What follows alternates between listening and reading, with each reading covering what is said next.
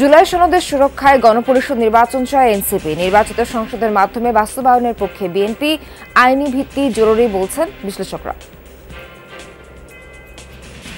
আইনি দিক বিবেচনা করা হবে, যুক্তিসঙ্গত কোনো কারণ থাকলে সেটা তখন দেখা হবে। এখনই এই বিষয়ে মন্তব্য করতে চাই না। পলিটিক্যাল স্টেটমেন্ট, রাজনৈতিক অঙ্গীকারের মতো, সেটার যে বাস্তবায়নের জন্য একটা আইনগত বাধ্যবাধকতা, সেটা নিয়ে কাজ চলছে।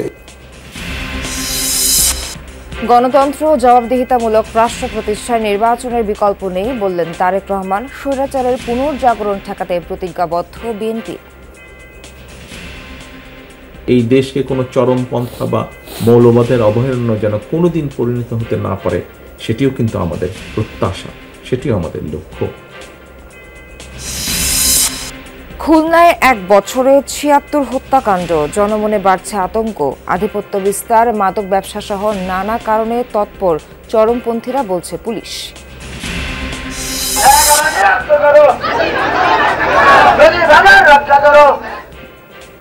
হুমকির মুখে মানিকগঞ্জের পাটুরিয়া ঘাট এলাকা। পদ্মার ভাঙনে বিলীন লঞ্চ ঘাট, অসংখ্য ঘরবাড়ি। কার্যকর পদক্ষেপ নেয়ার দাবি এলাকাবাসীর। ঠাকুরগাঁওয়ের সরকারি হাসপাতালে জলাতঙ্ক, ভ্যাকসিনের সংকট। বাধ্য হয়ে বাইরে থেকে কিনতে হচ্ছে বেশি দামে। কুকুরদের এআরভি ও জন্ম নিয়ন্ত্রণ নিশ্চিতের তাগিদ। ফাইবার ব্যাংক প্রতিষ্ঠার উদ্যোগ, যুক্ত হতে সরকারি 4 প্রতিষ্ঠানকে চিঠি। ইউনিয়ন পর্যন্ত উচ্চগতির ইন্টারনেট নিশ্চিত করতে চায় মন্ত্রণালয়। এবার ইইউ নেতাদের নিয়ে ট্রাম্পের সঙ্গে বৈঠকে বসতে যাচ্ছেন ইউক্রেনের প্রেসিডেন্ট। কিয়েভকে ন্যাটোর আর্টিকেল 5 এর মতো সুরক্ষা দিতে পারে ওয়াশিংটন।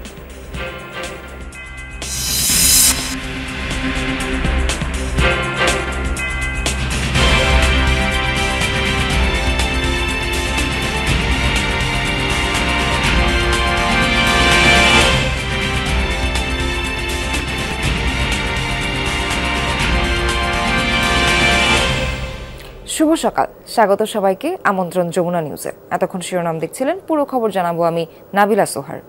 স্বাক্ষরের অপেক্ষায় থাকা জুলাই সনদের আইনি সুরক্ষায় গণপরিষদের ভোট আয়োজনের দাবির সাথে একমত নয় বিএনপি সহ বেশ কিছু রাজনৈতিক দল। বরং ঐকমত্য কমিশনের সিদ্ধান্তে আস্থাশীল থাকার বার্তা দিয়ে নির্বাচিত সংসদের মাধ্যমে সনদ বাস্তবায়নের পক্ষে তারা। গণপরিষদের ভোট নিয়ে বিএনপির কোনো ভাবনা নেই জানিয়ে স্থায়ী কমিটির সদস্য সালাউদ্দিন আহমদ বলেছেন, আইনি যৌক্তিকতা পর্যালোচনা করে কমিশনের চূড়ান্ত খসড়ার বিষয়ে দলগত সিদ্ধান্ত জানানো হবে। আর জমিয়তে উলামায়ে ইসলাম ও নাগরিক ঐক্যের শীর্ষ 2 নেতা মনে করেন, নির্বাচন বিলম্বিত করতেই নানা ইস্যু সামনে আনা হচ্ছে। আরিফিন শাকিলের প্রতিবেদনে বিস্তারিত। জুলাই সনদ নিয়ে বেশ কিছু বিষয় ঐক্যমত হলেও নোট অব ডিসেন্ট সহ কয়েকটি বিষয় মতানৈক্য আছে রাজনৈতিক দলগুলোর মধ্যে। এর পাশাপাশি নতুন বাংলাদেশ নির্মাণের জাতীয় সনদ বাস্তবায়ন কিভাবে, কবে হবে, এ নিয়ে আছে বড় চ্যালেঞ্জ। দলগুলোর কাছে পাঠানো খসড়ায় ঐক্যমত কমিশন বাস্তবায়নের প্রক্রিয়া হিসেবে বাস্তবায়নযোগ্য সুপারিশ নির্বাচনের আগেই শেষ করার প্রস্তাব দিয়েছে। সনদের কোনো বিধান নিয়ে কোনো আদালতে প্রশ্ন তোলা যাবে না। তবে গণঅভ্যুত্থানে নেতৃত্বদানকারী ছাত্র নেতাদের দল এনসিপি সনদ বাস্তবায়নে গণপরিষদের নির্বাচনের জোর দাবি জানিয়েছে। নির্বাচন করে নির্বাচিত প্রতিনিধিরা একই সাথে তারা গণপরিষদের সদস্য এবং সংসদের সদস্য হিসেবে তারা ফাংশন করবে, তারা সংবিধান নতুন করে প্রণয়ন করবে। এনসিপির এই দাবির পাশে নেই নাগরিক ঐক্য, জমিয়তে উলামায়ে ইসলাম সহ বেশ কিছু দল। চূড়ান্ত খসড়ায় সুস্পষ্ট বাস্তবায়নের রূপরেখা থাকায় গণপরিষদ ভোটের যৌক্তিকতা দেখেন না তারা। আগে গণপরিষদে যখন একটা নতুন কনস্টিটিউশন রচনার প্রশ্ন আসে, আমরা এই ধারণার পক্ষে নই যে এই সংবিধান সর্বতভাবে বর্জন করে একটা নতুন কনস্টিটিউশন বানাতে হবে। যদি আমরা সবাই মিলে আসলে আন্তরিকভাবে ঐক্যবদ্ধ হই, তাহলে তো আমরা এটা এগ্রিমেন্ট করব যে পার্লামেন্টে গিয়ে করে ফেলবো। যদি কেউ না করে তাহলে বিশ্বাস ভঙ্গকারী, প্রতিশ্রুতি ভঙ্গকারী হিসেবে জাতির কাছে পরিগণিত হবে। এই নির্বাচনকে বিলম্বিত করার ব্যাপারে যারা বক্তব্য দিয়ে আসছিল, তারা হয়তো বা চাচ্ছে যে এই জাতীয় বিষয়গুলোকে সামনে এনে একটু নির্বাচনটাকে পেছানো। অন্তর্বর্তীকালীন সরকারের শুরু থেকেই ৩১ দফার আলোকে সংস্কার প্রস্তাব ও বাস্তবায়নের ধারণা দিয়ে আসছে বিএনপি। দলটি মনে করে ফ্যাসিবাদ ঠেকাতে নতুন সংবিধানের চাইতে সংশোধন জরুরি। সনদ বাস্তবায়নে গণপরিষদের ভোটের কোনো প্রয়োজন নেই বলে মনে করেন তারা। সেটার আইনি দিক বিবেচনা করা হবে, যুক্তিসঙ্গত কোনো কারণ থাকলে সেটা তখন দেখা হবে। এখনই এই বিষয়ে মন্তব্য করতে চাই না। সংশোধনীগুলো বা ঐকমত্যে যেগুলো পৌঁছেছে সংবিধান সংক্রান্ত বা অন্যান্য বিষয়গুলো কিভাবে আইনি ভিত্তি দেওয়া যায় সেই বিষয়ে সুপ্রিম কোর্টের পরামর্শ নিতে পারে। ঐক্যমত্য কমিশনের সদস্য টিআইবির নির্বাহী পরিচালক ডক্টর ইফতেখার জমান বলেন, অতীত অভিজ্ঞতার কারণে সনদ বাস্তবায়নের যে কোনো আইনি ভিত্তি থাকা জরুরি। সামষ্টিক ব্যর্থতার কারণে সেটা যদি আমাদের প্রত্যাশা জায়গায় না পৌঁছাতে পারি তাহলে অত্যন্ত হতাশাজনক হবে। এটা তো একটা পলিটিক্যাল স্টেটমেন্ট, রাজনৈতিক অঙ্গীকারের মতো। সেটার যে বাস্তবায়নের জন্য একটা আইনগত বাধ্যবাধকতা সেটা নিয়ে কাজ চলছে। এটা যদি আমরা এই প্রশ্ন যদি সুরাহা করতে পারি তাহলে এটা একটা আইনগত ভিত্তি এবং শক্তি পাবে। দেশে ৫১টি নিবন্ধিত রাজনৈতিক দল থাকলেও ঐক্যমত কমিশনের সংলাপে অংশ নেয় ৩২টি। তাই দেশের রাজনৈতিক বাস্তবতায় আগামীতে এই জুলাই সনদ কতটা গুরুত্ব ধরে রাখতে পারবে এ নিয়ে সন্দিহান রাজনৈতিক বিশ্লেষকরা। আরিফিন শাকিল, যমুনা নিউজ, ঢাকা। মানুষের অধিকার প্রতিষ্ঠার প্রয়োজন, জবাবদিহিতামূলক সরকার, আর এটি প্রতিষ্ঠা করা সম্ভব হবে একমাত্র ভোটের মাধ্যমে। জাতীয় প্রেস ক্লাবে কবিতা পরিষদের মতবিনিময় সভায় এসব কথা বলেন বিএনপির ভারপ্রাপ্ত চেয়ারম্যান তারেক রহমান। মানুষের ভোটাধিকারের প্রশ্নে একটি অবাধ ও সুষ্ঠু নির্বাচনে সবাইকে ঐক্যবদ্ধ থাকার আহ্বান জানিয়েছেন তিনি। বলেন, স্বৈরাচারের পুনর্জাগরণ প্রতিহতে সবাইকে সতর্ক থাকতে হবে। গণতন্ত্র উত্তরণে কবি সাহিত্যিকদের ভূমিকা ও করণীয় শীর্ষক এই মতবিনিময় সভার আয়োজন করে জাতীয় কবিতা পরিষদ। এতে প্রধান অতিথি হিসাবে ভার্চুয়ালি যোগ দেন বিএনপির ভারপ্রাপ্ত চেয়ারম্যান তারেক রহমান। যুগে যুগে কবি সাহিত্যিকরা নির্ভীক চিত্তে মুক্তির কথা বলেছেন। বলেন, গণতন্ত্র, ভোটাধিকার এবং বাক স্বাধীনতার প্রশ্নে সবাইকে একটি সুষ্ঠু নির্বাচনের জন্য সোচ্চার হতে হবে। আপনার মত পার্থক্য তুলে ধরার কথা বলেছেন, সমালোচনার কথা বলেছেন। আমরা সেই অধিকারগুলোকে প্রতিষ্ঠিত করতে পারি যদি আমরা একটি অ্যাকাউন্টেবল রাষ্ট্র ব্যবস্থা গড়ে তুলতে সক্ষম হই, এবং সেটি একমাত্র করা সম্ভব মানুষের ভোটের অধিকার রক্ষার মাধ্যমে। দেশে মৌলবাদ এবং চরমপন্থার উত্থান নিয়ে সতর্ক থাকার কথা বলেন তারেক রহমান। এই দেশকে কোনো চরমপন্থা বা মৌলবাদের অভয়ারণ্য যেন কোনোদিন পরিণত হতে না পারে সেটিও কিন্তু আমাদের প্রত্যাশা, সেটিও আমাদের লক্ষ্য। এদেশের স্বাধীনতা, সার্বভৌমত্ব ও গণতন্ত্রের প্রতি আপনাদের দৃঢ় অবস্থানের সাথে কিন্তু আমাদের বিন্দুমাত্র পার্থক্য নেই।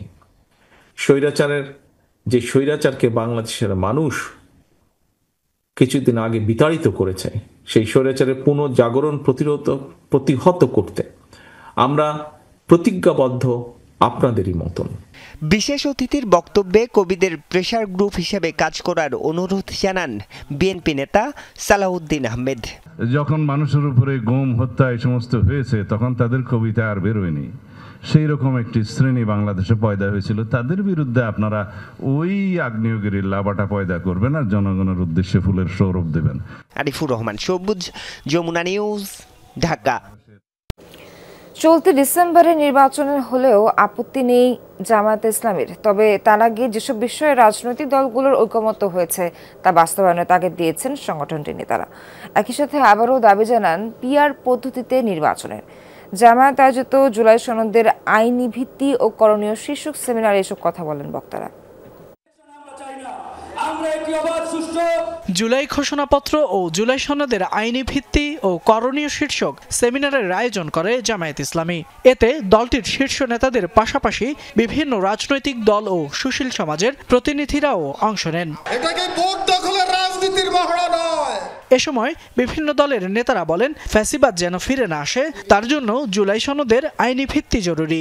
এই জুলাই সনদের আইনি ভিত্তি ছাড়া আমরা আর এক চুল পরিমাণ পিছপা হব না। 53 বছরের যে ধারা, ভোট ডাকাতির ধারা, দিনের ভোট রাতে করার ধারা, এইটাকে বন্ধ করতে পারে একমাত্র পিআর পদ্ধতির মাধ্যমে।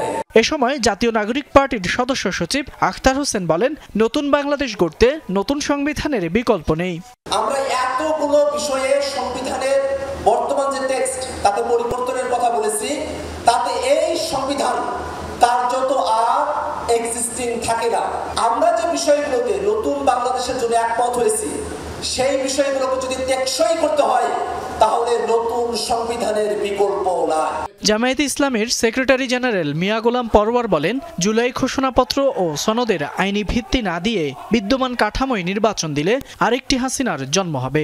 আইনি ভিত্তি না দিয়ে বিদ্যমান কাঠামোতে নির্বাচন হবে, আরেকটা হাসিনার জন্ম হবে, আরেকটা ফ্যাসিবাদের জন্ম হবে। বিয়ার হলে কালো টাকা, মনোনয়ন বাণিজ্য, বেশি শক্তি, এগুলো করতে পারবে না যারা তারা বিয়ারকে বাধা দিচ্ছে। নির্বাচনের আগে অবশ্যই ঐক্যমত্য হওয়া বিষয়গুলো বাস্তবায়নের দাবি জানান জামায়াতের নায়েব আমির আব্দুল্লাহ মোহাম্মদ তাহেরের। আমরা সবসময় নির্বাচনের জন্য প্রস্তুত। আপনি বলেছেন সংস্কারের পরে নির্বাচন, তাহলে এখন সংস্কার নিয়ে টাল বাহানা কেন?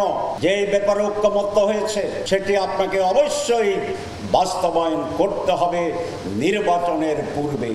পিয়ার পদ্ধতি আর সংস্কার ইস্যু সহ চলমান পরিস্থিতি নিয়ে রাজনৈতিক দলগুলোকে এক টেবিলে বসারও প্রস্তাব দেন জামায়াতের সিনিয়র এই নেতা। যৌথভাবে আমরা এই দাবি পূরণে সরকারকে বাধ্য করব। ফয়সাল মাহমুদ, যমুনা নিউজ, ঢাকা। রাজধানীর মিরপুর 11 নম্বর মেট্রো স্টেশনের পাশে একটি গার্মেন্টস এক্সেসরিজের অফিস থেকে ইমরান হোসেন আফজাল নামে এক ব্যক্তির মরদেহ উদ্ধার করেছে পুলিশ। নিহত ইমরান ওই অফিসে ম্যানেজার হিসেবে কাজ করতেন। নিহতের স্বজনরা জানান, শনিবার রাত থেকে নিখোঁজ ছিলেন ইমরান। রোববার রাতে এক আত্মীয় তাদের ফোন দিয়ে মিরপুর 11 মেট্রো স্টেশনের কাছে যেতে বলেন, জানান ইমরানের মরদেহ পাওয়া গেছে। নিহত স্বজনদের অভিযোগ, ইমরান যে অফিসে চাকরি করতেন সেই অফিসের মালিকের ছেলে ইমরানকে হত্যা করেছে। পুলিশ জানায়, সন্দেহভাজন হিসেবে মালিকের ছেলেকে হেফাজতে নেওয়া হয়েছে। নিহত ইমরানের বাড়ি শরীয়তপুরের ভেদরগঞ্জে।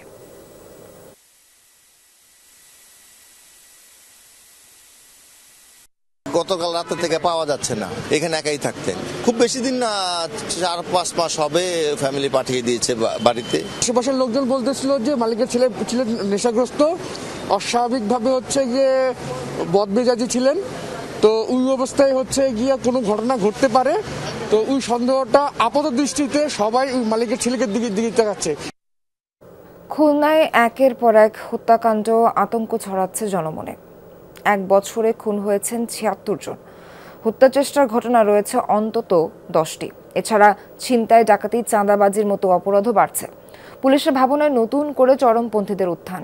মূলত আধিপত্য বিস্তার, মাদক ও প্রতিহিংসার জের ধরেই হত্যাকাণ্ড হচ্ছে বলছেন পুলিশ কর্মকর্তারা।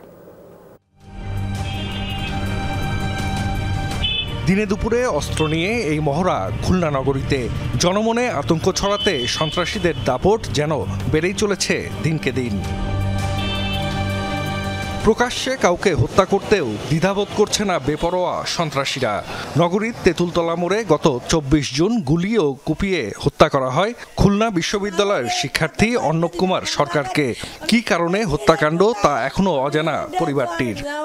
আমার বাবার গায়ে আমি কোনোদিন একটু মারিনি। ওর সাথে এমনি কোনো দ্বন্দ্ব বা কোনো কিছু জানা মতে আমি পাই নাই বা জানিও না। পুলিশ যেটা করে ওইটাই, বা দেশের আইন যেভাবে চলাচ্ছে সেইভাবে যদি চলে, আমরা চাইও কিছু করতে পারবো না, না চাইও কিছু করতে পারবো না।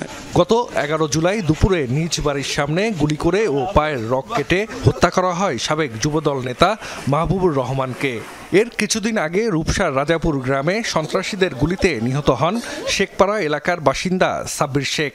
পুলিশের খাতায় গত বছরের আগস্ট থেকে এ পর্যন্ত খুলনায় হত্যাকাণ্ড 76টি। এর মধ্যে নগরীতেই হত্যা করা হয়েছে 33 জনকে। এছাড়া হত্যা চেষ্টা, ছিনতাই, ডাকাতি, চাঁদাবাজির ঘটনাও ছড়াচ্ছে উদ্বেগ, উৎকণ্ঠা। খুলনা এখন হলো মৃত্যুপুরী নগরী হয়ে গেছে। সেই নগরীতে লোকজন সুস্থ বাস করতে এখন বাস করার কোনো কায়দা নাই। অজানা একটা ভয় কাজ করে যে কখন কি না জানি হয়। মানুষ স্বাধীনভাবে চলাফেরা করতে মানুষ ভয় পায়, কারণ কারো জীবনের কোনো নিরাপত্তা নেই। কারণ একের পর এক খুন হয়ে যাচ্ছে এবং আমরা দেখি যে গোলাগুলি হচ্ছে, অস্ত্রবাজি হচ্ছে। বেশিরভাগ ক্ষেত্রে যেটা হচ্ছে যে অপরাধীরা ধরাছোঁয়ার বাইরে থেকে যাচ্ছে এবং এটার কারণে অন্য অপরাধীরা উৎসাহিত হয়। কয়েকটি হত্যার ঘটনায় চরমপন্থীদের সরাসরি জড়িত থাকার প্রমাণ মিলেছে। নতুন করে তাদের এই তৎপরতা ভাবিয়ে তুলেছে পুলিশকে। লাস্ট 5 আগস্টের পরে ওদের অ্যাক্টিভিটিস অনেক বেড়ে গেছে, এই তথ্য আমাদের কাছে রয়েছে। এবং খুলনা মহানগরীতে যদি এদের কার্যক্রম বেড়ে যায় আমরা এদেরকে শক্ত হাতে প্রতিহত করব। কর্মকর্তারা বলছেন গণ অভ্যুত্থানের বিভিন্ন ঘটনাবলিতে দুর্বল হয়ে পড়ে বাহিনীর মনোবল। তবে বর্তমানে আইনশৃঙ্খলা পরিস্থিতি স্বাভাবিক রাখতে আরও বেশি উদ্যোগী পুলিশ। আমরা গত জানুয়ারি থেকে জুন পর্যন্ত আমরা টোটাল 52 জন সন্ত্রাসীকে আটক করছি, তার মধ্যে শীর্ষ সন্ত্রাসী ছিল 9 জন। আমরা টোটাল 18টি আগ্নেয়াস্ত্র উদ্ধার করেছি। আমরা মনে করি যে আমাদের যে কার্যক্রমের কারণে নিঃসন্দেহে সন্ত্রাসীর তো প্রেশার আছে। নগরীতে প্রতিটি হত্যার ঘটনায় আসামি শনাক্ত হয়েছে বলেও দাবি পুলিশের। জাহিদ হাসান, যমুনা নিউজ। পদ্মার ভয়াবহ ভাঙনে হুমকির মুখে পড়েছে মানিকগঞ্জের পাটুরিয়া ঘাট এলাকা। ইতোমধ্যে নদীগর্ভে সম্পূর্ণ বিলীন হয়েছে লঞ্চঘাট, 2টি ফেরিঘাটও বিলীন হওয়ার পথে। নদীতে তলিয়ে গেছে আশপাশের অসংখ্য ঘরবাড়িও। কিন্তু ভাঙন রোধে কার্যকর পদক্ষেপ নেই অভিযোগ স্থানীয়দের। এই অবস্থায় ভাঙন রোধে ব্যবস্থা নেওয়ার দাবিতে বিক্ষোভ সহ সড়ক অবরোধ করেছে এলাকাবাসী।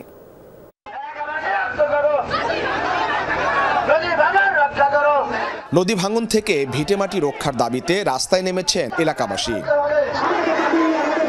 পদ্মার উত্তাল স্রোতে প্রতিদিনই ভাঙছে পাটুরিয়া ঘাট এলাকা। এরই মধ্যে নদীতে বিলীন হয়েছে লঞ্চ ঘাট, হুমকির মুখে 3টি ফেরিঘাট। আশপাশের গ্রামীণ বসতিও ভাঙনে বিলীন হচ্ছে। গত কয়েকদিনে নদীতে তলিয়ে গেছে 27টি বসতঘর। তাই দুশ্চিন্তায় স্থানীয়রা। 3টা ঘাটই আমরা ঝুঁকির মধ্যে আছি এবং ঝুঁকির মধ্যে আমরা সংকটজনক অবস্থায় আছি। এই নিয়ে আমরা রিস্ক নিয়ে আমাদের ফেরিঘাটে অপারেশন চালাচ্ছি। তবে নদীতে তীব্র স্রোতের কারণে আমাদের ফেরি অপারেশনে ব্যাহত হচ্ছে। আমি পাশের লোকজন ডাকার পরে ডাকতেই মনে করেন ঘরের আমাদের পুরাটাই চলে গেল। প্রচুর ভাঙতেছে, কেউ কত জিনিস সরাই পারতেছে, কত সরাই পারতেছে না। গ্রামবাসীর অভিযোগ, একটু একটু করে ভয়াবহ রূপ নিচ্ছে ভাঙন। কিন্তু গুরুত্বপূর্ণ এই ঘাট এলাকা রক্ষায় বিআইডব্লিউটি এর নেই কার্যকর উদ্যোগ। আসলে বেশ কিছুদিন যাবতীয় নদী ভাঙছে, প্রত্যেক দিনই 1-8 জনের বাড়ি নদীতে বিলীন হয়ে যাচ্ছে। তাদের উদাসীনতার কারণে অনেক বাড়িঘর আজকে একেবারে বিলুপ্তি হয়ে গেছে। কোনো তৎপরতা নাই, এরা শুধু সুযোগ সুবিধা ভোগ করতেছে, কিন্তু ঘাট ভাঙা রোধে এদের কোনো নাই, পদক্ষেপ নাই। এদিকে ভাঙন প্রতিরোধে ব্যবস্থা গ্রহণ নিয়ে চলছে প্রশাসনিক জটিলতা। ঘাট এলাকা রক্ষায় পানি উন্নয়ন বোর্ড নাকি বিআইডব্লিউটি পদক্ষেপ নেবে তা নিয়ে চলছে টানাপোড়েন। যে পরিমাণ ভাঙনের প্রবণতা, এটা পানি উন্নয়ন বোর্ড, ওই বিষয়ে পানি উন্নয়ন বোর্ড আসতে হবে। নদী শাসনের কাজটা সম্পূর্ণ পানি উন্নয়ন বোর্ড করে। এখন বিআইডব্লিউটি তো নদী শাসনের কাজ করে না। বিআইডব্লিউটির কাজ হলো ঘাট, যেহেতু বিআইডব্লিউটির কাজ হলো ঘাট ফেরিঘাটগুলো রক্ষা। লঞ্চঘাটে যে ভাঙন কবলিত হচ্ছে সেই 2 কিলোমিটার জায়গাটুকু বিআইডব্লিউটি কর্তৃক পরিচালনা রক্ষণাবেক্ষণ করে থাকে। বাংলাদেশ পানি উন্নয়ন বোর্ড মানিকগঞ্জে যদি কোনো ধরনের সার্বিক সহযোগিতার প্রয়োজন পড়ে, অর্থাৎ কারিগরি সহযোগিতার প্রয়োজন হয়, পানি উন্নয়ন বোর্ড কারিগরি সহযোগিতা প্রদান করতে প্রস্তুত রয়েছে। ঊর্ধ্বতন কর্তৃপক্ষের নির্দেশনাতেই ভাঙন প্রতিরোধে যৌথভাবে কাজ করবে পানি উন্নয়ন বোর্ড ও বিআইডব্লিউটিএ, আশা এই কর্মকর্তার। 4 নম্বর ঘাট থেকে 2টা ঘর পড়ে গেল, এই বিষয়গুলো তো শুধু বিআইডব্লিউটি একার পক্ষে, তার সেই বাজেটও নাই, তার পক্ষে সেটা সম্ভব নয়। এই ক্ষেত্রে সরকারের, আমরা যেটা করছি, সরকারের পানি উন্নয়ন বোর্ডের মাধ্যমে আমরা ব্যাপকভাবে যাতে এইটা রক্ষা করা যায় সেইভাবে উদ্যোগ গ্রহণ করা যায়। দক্ষিণ পশ্চিমাঞ্চলের অন্যতম গুরুত্বপূর্ণ এই নৌরুটের যোগাযোগ সচল রাখতে দ্রুত ব্যবস্থা নেওয়ার দাবি জানিয়েছে এলাকাবাসী। B M Khorshed, Jamuna news, Manikganj. আরও একটি ভয়াবহ অগ্নি দুর্ঘটনা থেকে রক্ষা পেল ঢাকা। রবিবার সন্ধ্যায় মহাখালীর ইউরেকা ফিলিং স্টেশন এলাকায় ভয়াবহ আগুন। মুহূর্তেই চারদিকে ছড়িয়ে পড়তে থাকে লেলিহান শিখা। তবে ফায়ার সার্ভিসের 6টি ইউনিটের চেষ্টায় আগুন নিয়ন্ত্রণে আনা সম্ভব হয় দ্রুত সময়ের মধ্যে। ফলে বড় কোনো দুর্ঘটনা ঘটেনি, তবে এতে গুরুতর আহত হয়েছেন একজন।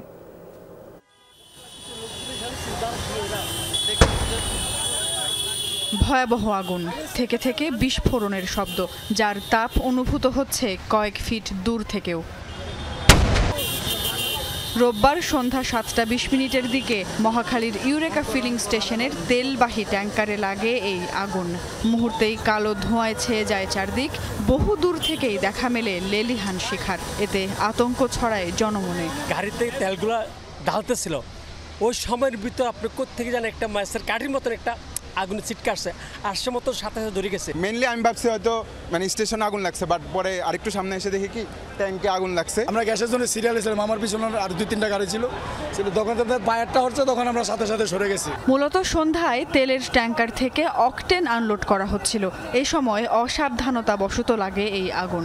আশপাশের বহুতল আবাসিক ভবনগুলো থেকেও তাপ অনুভূত হয়। প্রতিদিন যেভাবে তেল আনলোড করে এভাবেই আনলোড করতেছিল, হঠাৎ করে আর কি আগুনটা লেগে গেছে।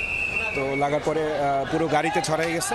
ফায়ার সার্ভিসের কর্মীরা আমরা ফোন দেওয়ার সাথে সাথে খুব দ্রুত আসছে, আইসা তারা আগুনটা নিয়ন্ত্রণ নিয়ে আসছে। আজকে এটা থেকে আমাদের একটা শিক্ষা নেওয়া উচিত যে আবাসিক এলাকার পাশে এরকম পেট্রোল পাম্প, গ্যাস পাম্প না হওয়া উচিত। আগুন লাগার কিছুক্ষণের মধ্যেই ঘটনাস্থলে পৌঁছায় ফায়ার সার্ভিসের 6টি ইউনিট।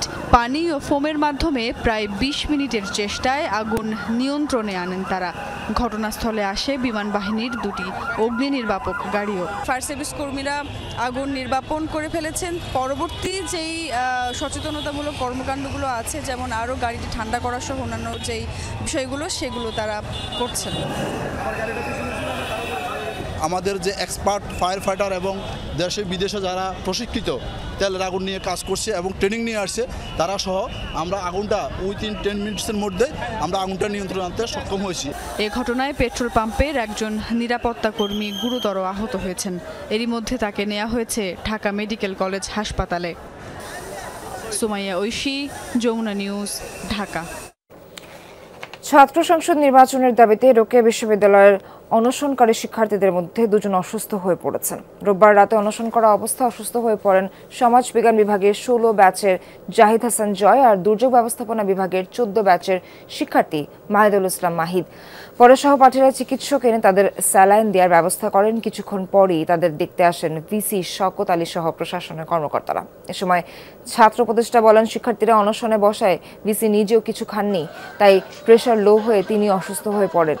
আন্দোলনরতরা বলছেন, যতক্ষণ না ছাত্র সংসদ নির্বাচনের রোড ম্যাপ ঘোষণা করা হবে ততক্ষণ তারা অনশন চালিয়ে যাবে।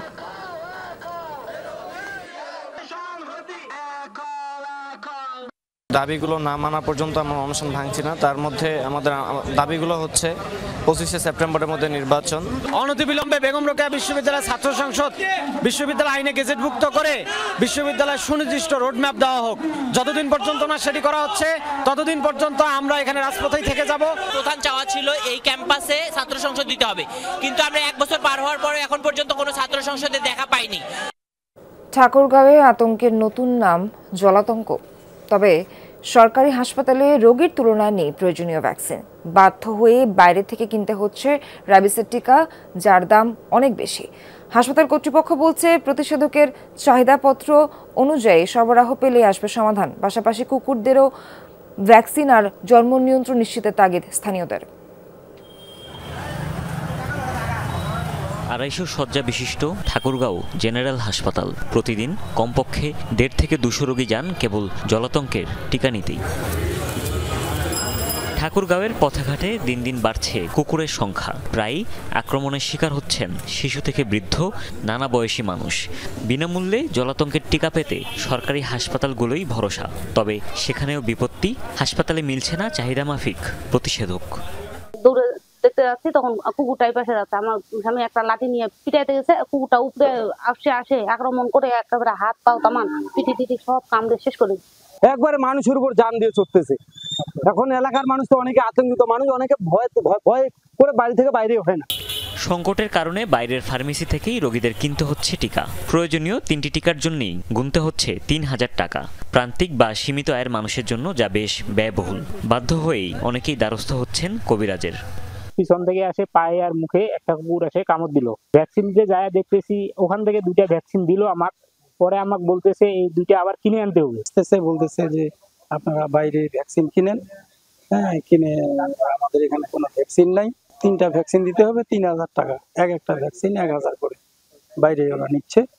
অ্যান্টি রেবিস ভ্যাকসিন ARV আমদানি করে স্বাস্থ্য অধিদপ্তর। হাসপাতাল কর্তৃপক্ষের দাবি, কেন্দ্র থেকে সংকটের কারণে জেলা পর্যায়েও সরবরাহে পড়েছে প্রভাব। অ্যান্টি রেবিস ভ্যাকসিন এটা সরবরাহ করে থাকে স্বাস্থ্য অধিদপ্তরের কমিউনিকেবল ডিজিজ কন্ট্রোল ডিপার্টমেন্ট। ওনারা বিদেশ থেকে কিনে নিয়ে এসে সারা দেশে এটা সাপ্লাই করে থাকে। কিন্তু অনেক সময় ওই সেন্ট্রাল থেকে যখন শর্টেজ থাকে তখন অন্যান্য জেলা শহরেও এটা শর্টেজ দেখা দেয়। শুধু আক্রান্তদের ভ্যাকসিন নয়, জলাতঙ্ক রোধে পথের কুকুরদের অ্যান্টি রেবিস ভ্যাকসিন আর জন্ম নিয়ন্ত্রণও নিশ্চিত করা হয়ে থাকে। এ বিষয়ে কি পদক্ষেপ নিচ্ছে স্থানীয় প্রশাসন? উপদ্রব থেকে মানুষজনকে সুরক্ষা জন্য আসলে পৌরসভা বা ইউনিয়নগুলোতে ইউনিয়ন পরিষদ কাজ করতে পারে। একটু জনসচেতনতা দরকার, কারণ এই পরিবেশে আমরা ছাড়াও যেসব প্রাণীরা আছে তাদেরও সুরক্ষা দরকার। স্বাস্থ্য বিভাগের তথ্য বলছে ঠাকুরগাঁও জেলায় প্রতি মাসে কমপক্ষে ৩,০০০ রোগী জলাতঙ্কের চিকিৎসা নিয়ে থাকেন। হুমায়ুন রশিদ, যমুনা নিউজ। ভাষা সংগ্রামী আহমদ রফিক গুরুতর অসুস্থ। ৯৮ বছর বয়সী ভাষা সৈনিককে গত রাত ১২টার দিকে ধানমন্ডি ল্যাবেট হাসপাতালে ভর্তি করা হয়। চিকিৎসকরা জানান, আহমদ রফিককে করোনারি কেয়ার ইউনিট সিসিইউতে ভর্তি করা হয়েছে। তার রক্তচাপ ও হার্ট রেট কিছুটা বেশি, শরীরও বেশ দুর্বল। ইলেকট্রোলাইটের ভারসাম্যহীনতার কারণে এই ধরনের অবস্থা দেখা দিতে পারে। তার কেয়ারটেকার জানান, গত কদিন ধরেই শারীরিকভাবে অসুস্থ ছিলেন তিনি। আগেও একটি হাসপাতালে ৭ দিন চিকিৎসা নিলেও শারীরিক অবস্থা তেমন উন্নতি হয়নি।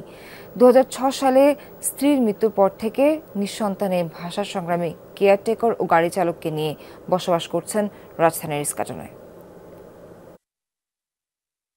৩ দিন ধরে বেশি খারাপ শরীরে দাঁড়াইতে পারতেছে না, বইসা পড়ে। আর উনি কথাও ঠিক মতন বলতে পারতেছে না। এই জন্য অপটিক্যাল ফাইবার নেটওয়ার্ক নিয়ে একটি ফাইবার ব্যাংক প্রতিষ্ঠার উদ্যোগ নেওয়া হয়েছে।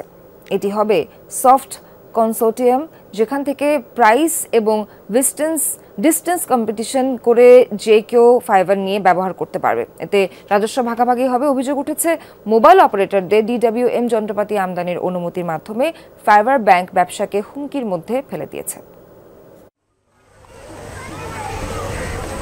অপটিক্যাল ফাইবার ট্রান্সমিশন ব্যবস্থার মধ্য দিয়ে সরবরাহ করা হয় ব্যান্ডউইথ ও অন্যান্য সেবা। ছড়িয়ে থাকা মোবাইল টাওয়ার সংযুক্ত করার পাশাপাশি গ্রাহক প্রান্তে ব্রডব্যান্ড ইন্টারনেট সেবা পৌঁছে যায় এই সঞ্চালন ব্যবস্থার মাধ্যমে। বিটিআরসির তথ্য বলছে, ৮০% মোবাইল টাওয়ার এবং ৯৮% ঘরবাড়ি এখনও ফাইবারাইজেশনের বাইরে। অথচ বিভিন্ন সরকারি প্রতিষ্ঠানের আয়ত্তে থাকা বিপুল পরিমাণ অপটিক্যাল ফাইবার অব্যবহৃত অবস্থায় পড়ে আছে। রাষ্ট্রীয় সম্পদের অপচয় রোধ এবং ব্যবহার বাড়াতে অব্যবহৃত অপটিক্যাল ফাইবার নিয়ে ফাইবার ব্যাংক গড়ে তোলার উদ্যোগ নিচ্ছে সরকার, যার মাধ্যমে প্রতিযোগিতা করে অপটিক্যাল ফাইবার লিজ নিয়ে সেবার মান বাড়াতে পারবে অপারেটররা।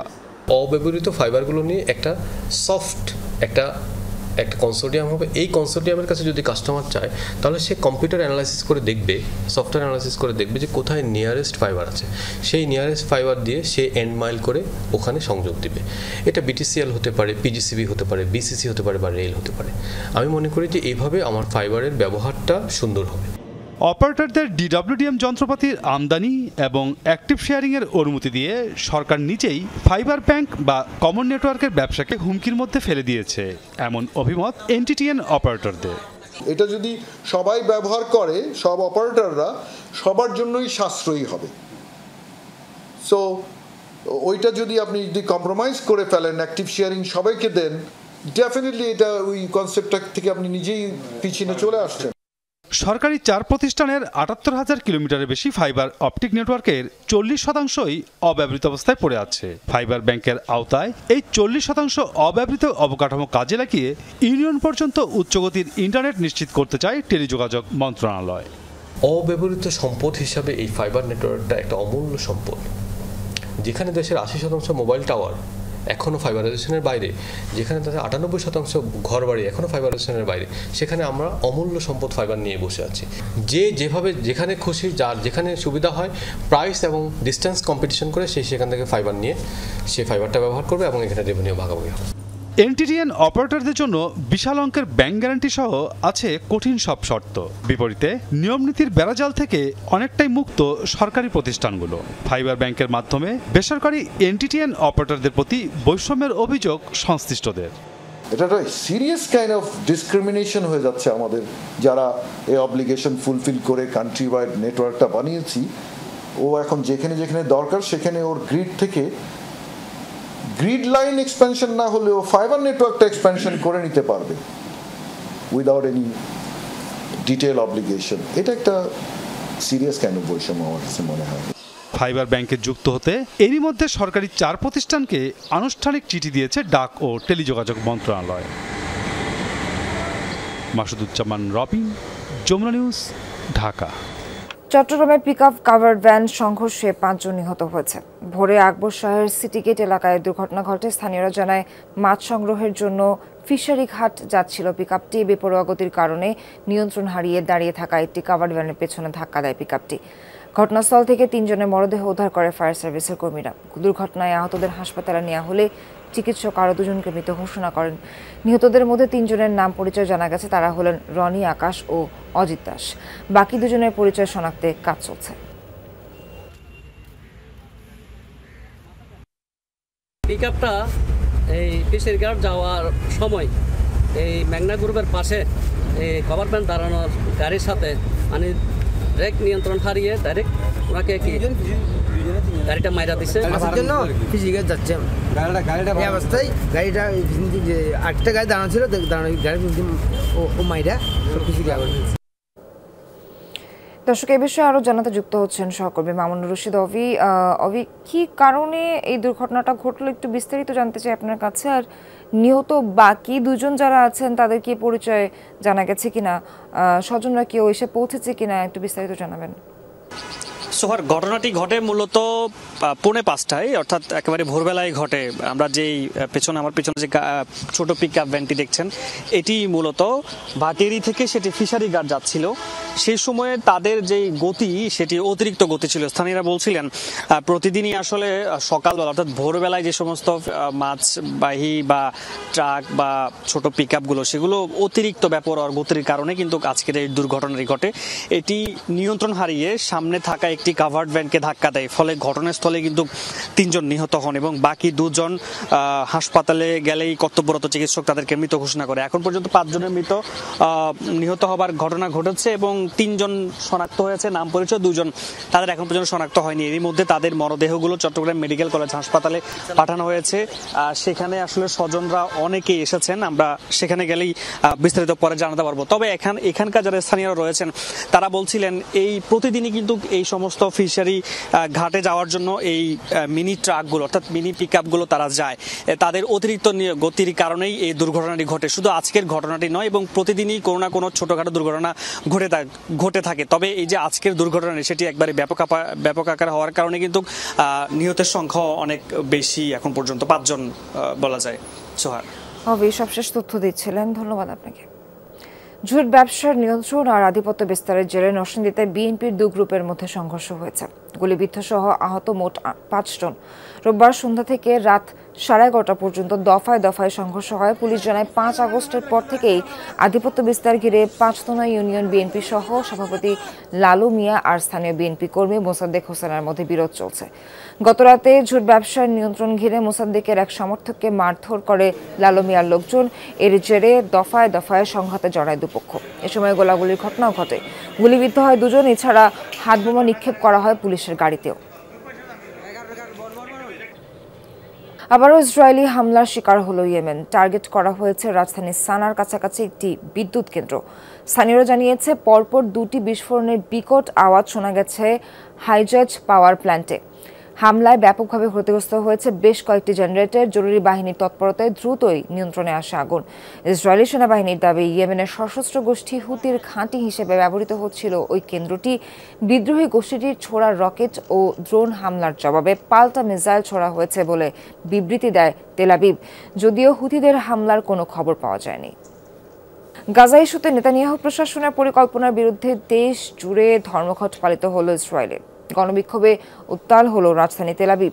গাজায় ইসরায়েলের অভিযান শুরুর পর সবচেয়ে বড় প্রতিবাদ সমাবেশ অনুষ্ঠিত হয়েছে আলোচিত হোস্টেজ স্কয়ারে। যোগ দিয়েছে লাখো মানুষ। অক্টোবর কাউন্সিল নামের সংগঠনের ডাকে ইসরায়েলি পতাকা ও জিম্মিদের ছবি হাতে নিয়ে জড়ো হয় সব শ্রেণী পেশার মানুষ।